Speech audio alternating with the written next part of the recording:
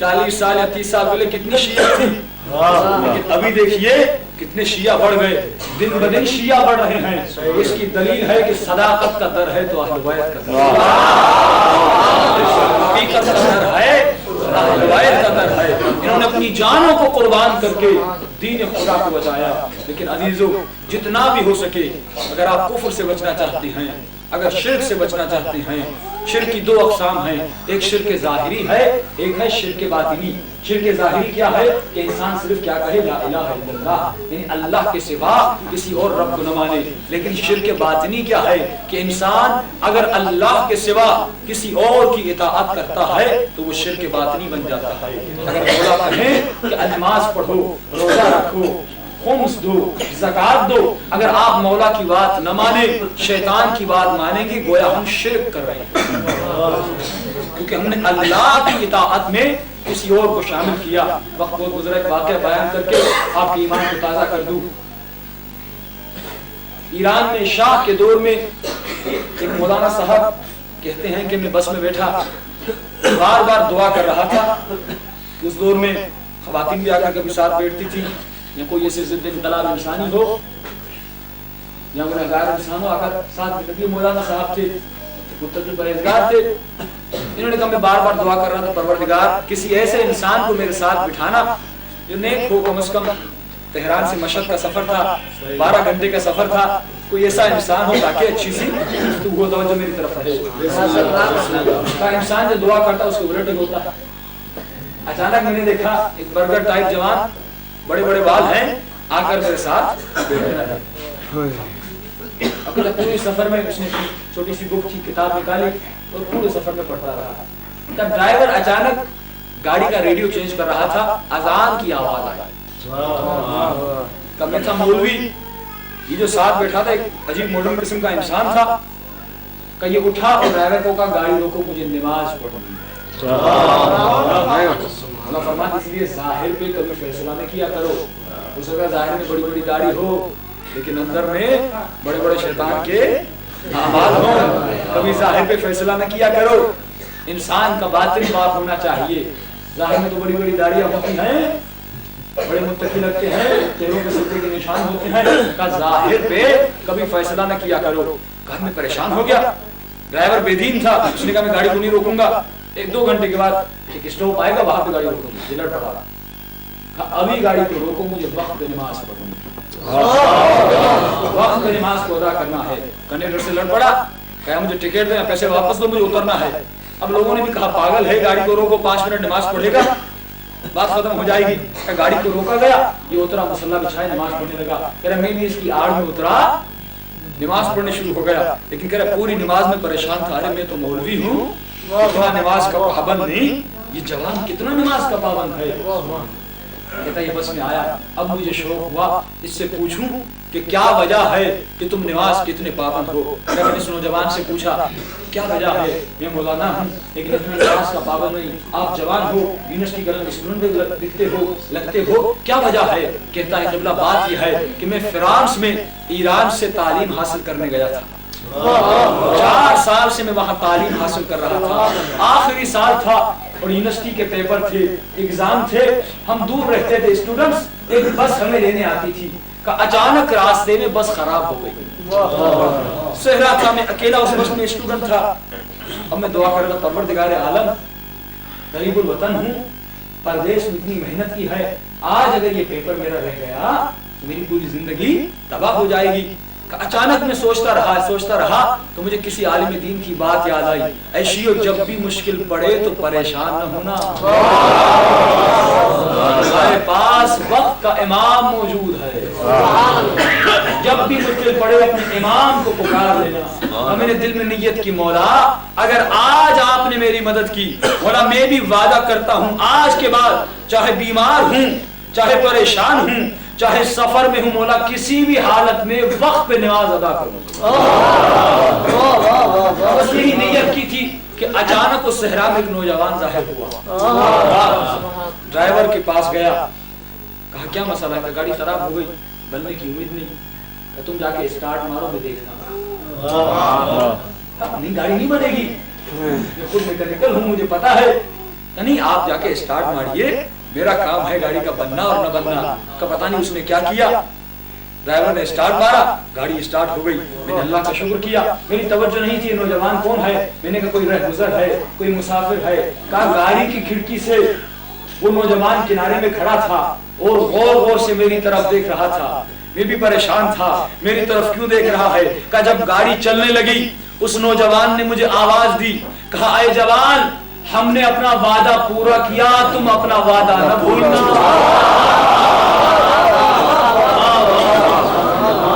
ہم نے اپنا وعدہ پورا کیا، تم اپنا وعدہ نہ بھولنا۔ اچانک اس وقت میں نے سوچا یہ ہمارے وقت کے امام ہیں، اور امام وہاں سے غائب ہو گئے۔ یہ نہیں کہ امام ہمارے درمیان موجود نہیں، اور یہ بھی ہم امام کو دیکھ نہیں سکتے، اعمال موجود ہیں۔ علماء نے فرمایا ہے اگر انسان عمل کرے تو اپنے مولا کی زیارت نصیب ہو سکتی ہے، مولا کو دیکھ سکتا ہے۔ آیت اللہ مرشی، آغائے بہجت، آیت اللہ محمد رضا گلبائگانی، آغائے کشمیری، بحر العلوم، یہ سارے علماء نے مولا کی زیارت کی ہے، لیکن کیا وجہ ہے آج ہماری آنکھیں مولا کی زیارت سے محروم ہیں۔ اور اس سے کوئی بڑی بدقسمتی ہو سکتی ہے کہ 1400 سال گزر گئے، اتنے سال گزر گئے، امام ہمارے درمیان ہیں لیکن ہم زیارت سے محروم ہیں۔ کہ کبھی تو مولا کی زیارت نصیب ہوتی، لیکن کیوں زیارت نصیب نہیں ہوتی؟ کیونکہ یہ آنکھیں گنہگار ہیں۔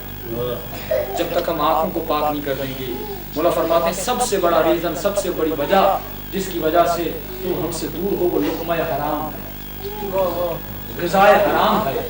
کربلا کے میدان میں میرا مولا حسین نے خطبہ دیا تھا، فوج یزید کو سمجھایا، آخری سے آخری فرصت دی کہ اب بھی سمجھ جاؤ، اب بھی سدھر جاؤ، اب بھی جنت کا دروازہ کھلا ہے، اپنے اوپر جنت کا دروازہ بند نہ کرو۔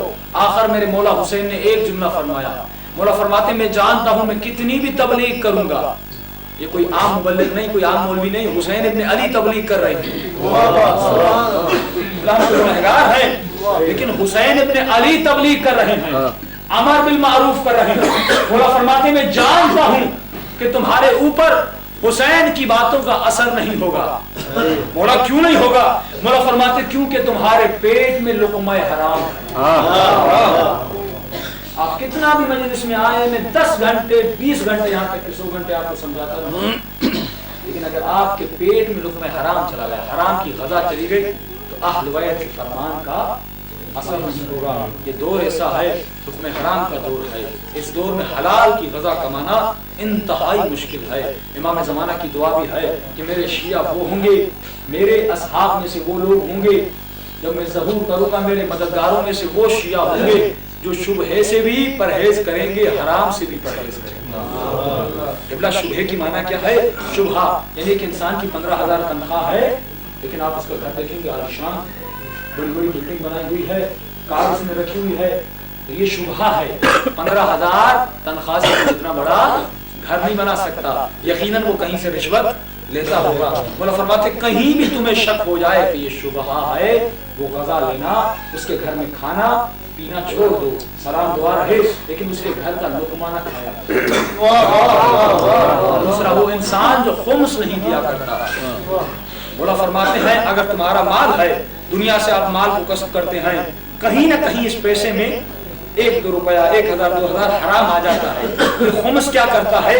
آپ کے مال کو پاک کر دیتا ہے، اس کا نچوڑ نکال کے اب یہ مال پاک ہو جاتا ہے۔ مولا فرماتے ہیں جس مال سے تم نے خمس نکالا ہے، اگر وہ مال اپنے بچوں کو کھلاؤ گے تو وہ حقیقی علی کے عاشق بنیں گے، حقیقی زہرا کے عاشق بنیں گے، حقیقی مولا حسین کی سیرت پہ چلنے والے بنیں گے۔ صوفیوں کے پیٹ میں حرام کی غذا تھی، حسین کو خط لکھنے کے باوجود مسلم کو کوفے میں تک و تنہا چھوڑ دیا۔ جناب مسلم گئے تھے، لوگوں نے کاندھوں پہ اٹھایا، اتنا استقبال کیا، لیکن غریب مسلم جب نماز ختم ہوئی پیچھے دیکھا تو 3 یا 4 لوگ تھے، کوئی نہیں۔ اسی وقت فریاد کرتے تھے مولا کوفہ نہ آنا، کوفی بڑے بڑے وفا، مولا کوفہ نہ آنا، آپ کے ساتھ علی اکبر جیسے جوان ہیں، یہ کوفی بڑے بے رحم۔ تو خدا را یہ مجالس بیداری کی مجالس ہے، ان مجالس میں خود کو بیدار کریے، उलमा फरमाते हैं 90% मौला के ज़हूर की अलामात हो चुकी हैं। ये जुल्म, ये कातिल, ये गारत, ये बेहयाई, ये चोरी, ये गरीबों का माल खाना। यहाँ पे सैलाब आया, आपने देखा कितना लूट मार हुई, हुक्मरानों ने कितना खाया।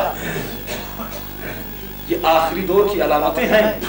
कुछ नहीं पता इमाम ज़माना कब ज़हूर करेंगे, लेकिन आप अंदर अपने देखिए आप किस तरह मौला का इंतजार कर रहे हैं। किसी को अपने घर में दावत देते हैं, सुफरा लगाते हैं, खाना लगाते हैं। अब अगर उसको 9 बजे आना है तो बार बार दरवाजे पे निगाहें होती हैं, कब आएगा कब आएगा। मौला फरमाते इसी तरह मेरा इंतजार किया करो कि कब ज़हरा का लाल है, कब मेरा मौला आएगा, कब मेरा आका आएगा। आइए अल्लाह की बारगाह में चलते हैं कि परवरदिगार आलम इन मुहर्रम के अय्याम में हमारी ख़वातीन को, हमारे जवानों को, हमारे बच्चों को सीरत मोहम्मद और आले मोहम्मद पे चलने की हिदायत हमें इस तरह बना दे जिस तरह हमारे मौला हमें देखना चाहते हैं, जिस तरह हमारे आका इमाम ज़माना देखना चाहते हैं। मौला पहले से बड़े दुखी हैं कि मुहर्रम में आयाम मौला फरमाते मैं इतना रोता हूँ यहाँ तक कि मेरी आंखों से खून के आंसू बहते। उसके ऊपर हम अपने किरदार को बुरा करके मौला को तकलीफें दें, ये किसी मुहिब का काम तो नहीं हो सकता। आइए अल्लाह की बारगाह में चलते हैं क्योंकि शब जुमा है। कुछ दुआएं, तवस्सुल के जुमले, चंद मसाइब के जुमले, क्योंकि आज गले में भी तकलीफ है, लाओ भी नहीं है, लिहाजा आप हमराई करिएगा। इंशाअल्लाह तवस्सुल साथ पढ़ें। जो जो इस मजलिस में नियत करिए, परेशानियां हैं आपकी, बे औलाद हैं, कर्जदार हैं, बीमार हैं, नियत करके इस दुआ को पढ़िए तो इंशाअल्लाह ये जो हर साल आपके लिए मसला हो रहा है इस नियत से पढ़ रहे हैं, अगले साल ये सारे मसाइल भी हल हो जाए।